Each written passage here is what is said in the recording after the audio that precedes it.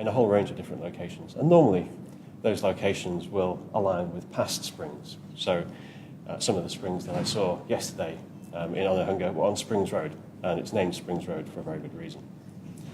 What we know is that our monitoring has shown that we have the highest groundwaters since we actually have records of groundwater monitoring in some locations since 1997, and that's approximately 2.5 metres above what we'd normally see at the height of winter. So significantly higher groundwater than is normal even in the middle of winter for Auckland. Now we can extrapolate from past events to estimate what might happen in future from these. And we know that typically after a big event, the groundwater rises very, very fast because of those high permeability volcanic soils, and then it slowly tails away. And that can take a period of 1 to 2 months. But the most important factor is that the peak drops very quickly. And so we would expect the springs that have occurred to naturally peter out over a period of a few days, as long as the flow slows. So it's worth reminding everyone, these are natural features, natural springs. They do reoccur in extreme circumstances, and they will naturally stop as well. I recommend, if anyone is affected by a spring, that they, first of all, stay away from any surfaces that the water is flowing out from under. The water can erode out underneath concrete slabs, underneath pavements, and leave voids underneath. And it's very important that people are cautious and try not to take risks in those circumstances. Look out for any silt coming out of the water. Normally, springs flow clear, and if there is silt flowing out, that indicates that erosion is actually happening, and that means that the risk of voids is increased. Be wary of soft ground and new cavities that might occur.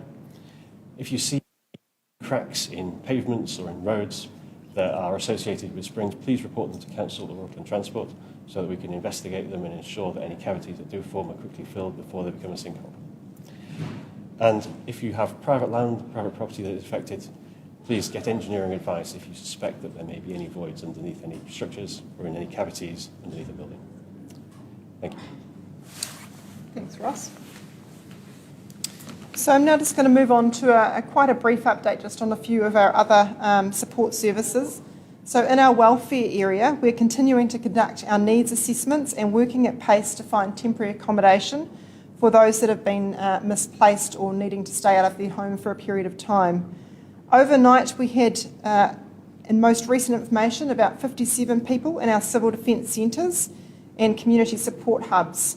And those 57 made up of people that also came in overnight for the first time. So we have still got quite a dynamic situation in terms of people may have had accommodation with family or friends, but are now needing to come somewhere else. So those services will continue to be available, and people can also contact us through our 0800 22 2200 number if they do need help with accommodation. Information on what support is available can be found on the Auckland Emergency Management website, or alternatively, people can come in and talk to us at one of those civil defence centres or one of the community support hubs, of which now we have a number. With regards to waste and thinking about the more settled weather coming ahead and people probably wanting to get in for round 2 of clean-up in some areas, we are continuing to work closely with the New Zealand Defence Force to progress the clean-up as quickly as possible. Again, as I mentioned yesterday, this is a massive job. We have had flooding impacting properties almost across the full extent of the region, and to get round everywhere is going to take us some time, to get skip bins out, to get our waste services across to everybody. But just be assured, if you're able to access a transfer station, then we have a number of those, including with private providers that are stood up and ready to take waste if you're not able to organise that through your insurance company. To make that easy for you, we just remind you to call ahead in advance, again on that 0800 22 2200 number, and that will just help us manage your journey and visit to the transfer station in a way that you are not going at a time that you're perhaps going to have to wait for long periods.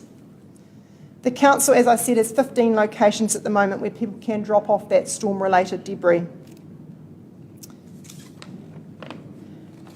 And finally, the last just piece of information I wanted to share with you, of course, we are now 7 days into this event, and as many of you will be aware, the state of emergency declaration does expire this evening, so they are set down generally in 7-day periods. So, of course, the event last Friday, the state of emergency was declared, so the current declaration lasts through to this evening. We are currently formulating the advice for the Mayor on the emergency declaration, which he will consider today and make his decision. And I anticipate that we'll be able to share more information about that at our 3 p.m. update this afternoon. Thank you. That's the end of this morning's update. But if there are any questions, we have got time to take a couple. With people who've been displaced by the floods, they're likely to be, there's a lot of damage remaining in those areas. How confident can they be that they will be able to remain in the enduring accommodation that you've provided as the council? So with respect to, so people are going to have a range of different circumstances. So, we talk about the placard or the sticker system that's in progress with our building assessment team.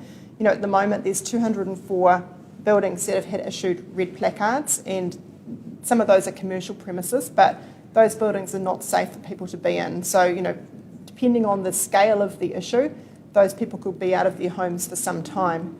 The yellow placarded properties, of which currently we have over 1,000, are generally able to be used, but will have some level of compromise. So there may be some restrictions to the way, there will be some level of restriction to the way people use them.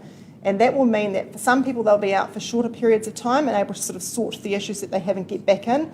For some people, those yellow placard or stickered properties still may need quite long-term fixes. So it is quite a complex situation in terms of people's needs. For some, it could be days, it's going to be weeks. For some, it could be many months. Yesterday, Ian McCormick mentioned that he was looking at, or the teams were looking at reassessing some of those red placards.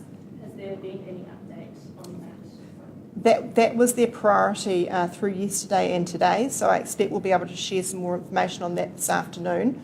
And so what they were doing was going back and re-evaluating or giving some priority, in addition to finishing off the assessments that needed to be done for properties that hadn't yet been got to, but looking at some of the red placarded properties, again doing more detailed assessment.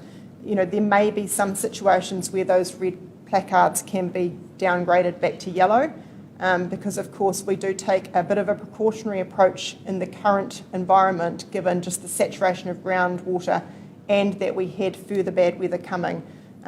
We didn't want a situation where people were staying in properties that then could have been immediately impacted by the next round of rain in a dangerous way. So they are doing that re-evaluation process, and there may be some changes, but we'll be able to talk to those later today.